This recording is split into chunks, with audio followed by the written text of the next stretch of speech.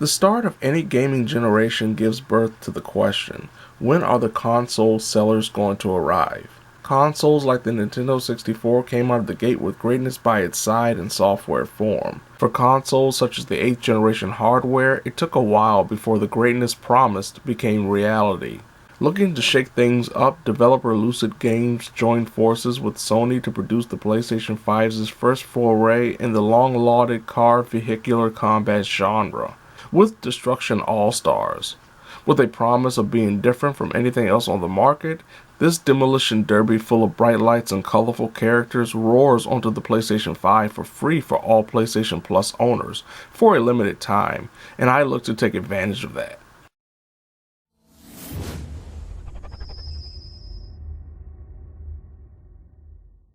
Like many live service games before it, completing Destruction All-Stars can be a daunting, though unnecessary task, mostly thanks to multiple cosmetic items available for the 16 playable characters, having no bearings on the gameplay itself.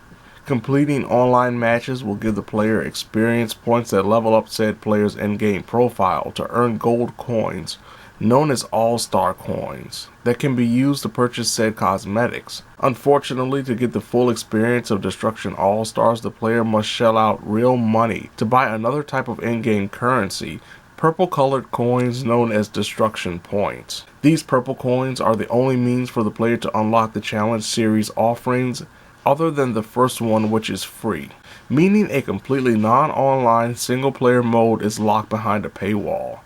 I was not about to spend money on some short cutscenes and a series of single-player matches when it meant nothing but gaining some exclusive color shaders. Instead, I focused on enjoying the online options and trying to be the best team player possible in Carnado, or surviving the perils of Gridfall, while attaining character-specific trophies like successfully targeting and obliterating 3 targets during a session as Rockstar heartthrob Angelo.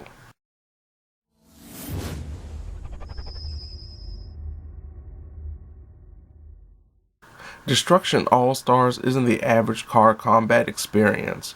Yes, there is a lot of smashing into other cars, with players being able to use the right analog stick to boost forward for slams, or sideswipe nearby opponents. These slam attacks all have cooldown meters and can't be used repeatedly in a short period of time. But the cooldown time is usually so insignificant by the time the player is lining up their next target, they can slam their car into someone else for those points or gears.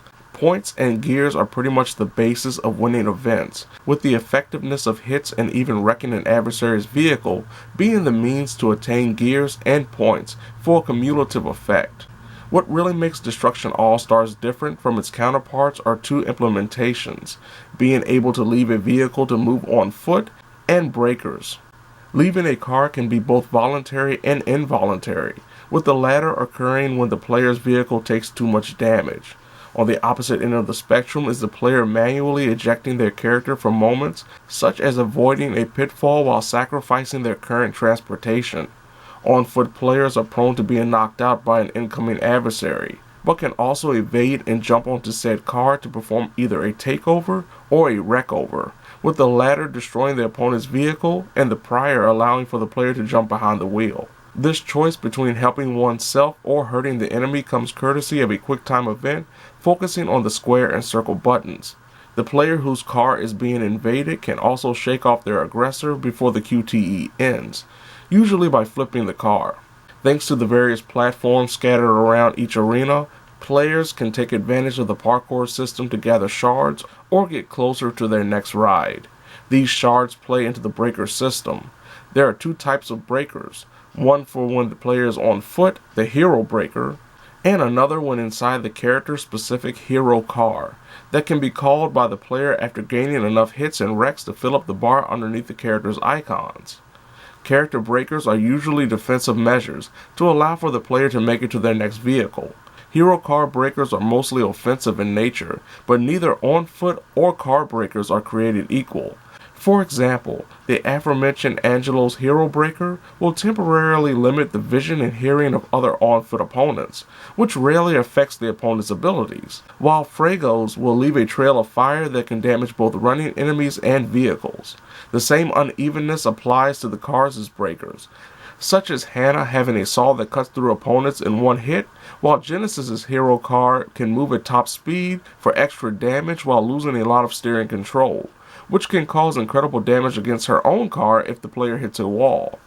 As expected, the player base is already focusing on the characters with the best breakers and hero cars. There are limits to both game modes and locales. Players can take part in 4 types of game modes online and in the offline arcade. There is Mayhem, a points-based deathmatch where the player with the most points at the time limit wins. Gridfall, a last character standing affair where the platform the characters are battling on randomly breaks apart to leave gaping holes for falls where the character only has 1 life, unless they can KO other opponents for extra lives. Carnado, a team-based mode where a tornado spins in the arena center, waiting for players to drive their cars into it with the intent of depositing up to 50 gears at a time, earned by slamming into and wrecking opponents, giving the team with the most deposited gears the victory. And Stockpile, another team-based mode in capture the zone fashion, with the players having to leave their vehicle to collect up to 5 gears at a time, to deposit in one of 3 zones, with the team that fills up 2 out of the 3 or all 3 banks winning. Out of the 4 modes, it's almost impossible to find games of Stockpile when tackling the multiplayer. For those turned off playing online or don't have the best internet connection, there is single-player offerings including the aforementioned arcade and challenge series modes. Arcade is just the multiplayer modes but against the AI with 3 selectable levels of difficulty. The Challenge series is a mini-character story mode, where the player gets a little backstory on the character chosen and is made to complete up to 7 events, some solely connected to the mode like time trials. Sadly, there is a gigantic hindrance in enjoying Challenge series: microtransactions. Beyond one Challenge series featuring Ultimo Mercado, all the Challenge series can only be unlocked by spending real money, meaning players who paid full price for this game have to spend more money to enjoy something that should be unlockable by simply playing the game and earning gold coins. Another issue is the fact the player's profile doesn't gain experience offline or in single player. So if gamers want to earn those gold coins to potentially buy cosmetics, they will have to play online. Sadly, the character cosmetics leave little grand impression other than the character sporting different colored clothes, though some of the more stylish items need those purple coins as well as gold coins to buy. There are some odd decisions in regards to bringing friends together to play. Beyond lacking any type of local play, friends can't play in private matches online, and in-game parties can only have up to 4 people grouped at a time, even if modes like Carnado can have up to 8 players on a team at a time. Technically, Allstars is bright and luxurious, similar to games such as Fortnite, with very animated characters like something from an early 2000s Saturday morning cartoon. As noted, to get the most out of the game, the player needs to spend more money and play online, with the latter being inconsistent in regards to connectivity that can result in stuttering gameplay and odd bugs, including one where the camera shifted and got stuck in the ground, making it impossible to control a character. Another issue comes down to the controls. While the game's control and handling feels great, the decision to use the right analog stick to bash characters may be used by the player unintentionally, considering the right analog stick is usually in control of the camera, especially in racing games.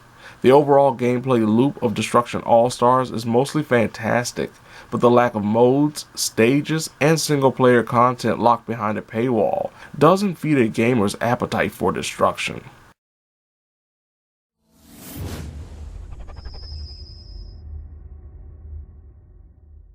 There's no doubt Destruction All-Stars provides incredible chills, thrills, and spills both offline and online, though playing online is really the only way to go if a player wants to gain cosmetics and profile experience points.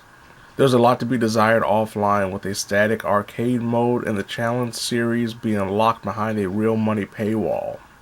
Destruction All-Stars is, in a lot of ways, the video game equivalent of Gridfall. A harrowing experience initially, but the pitfalls in regards to the player base's longevity and not thinking about the consumer becomes more visible the more someone plays, until the gamer just accepts All-Stars for what it is, like someone winning on a technicality instead of knocking an opponent and their car into the digital abyss.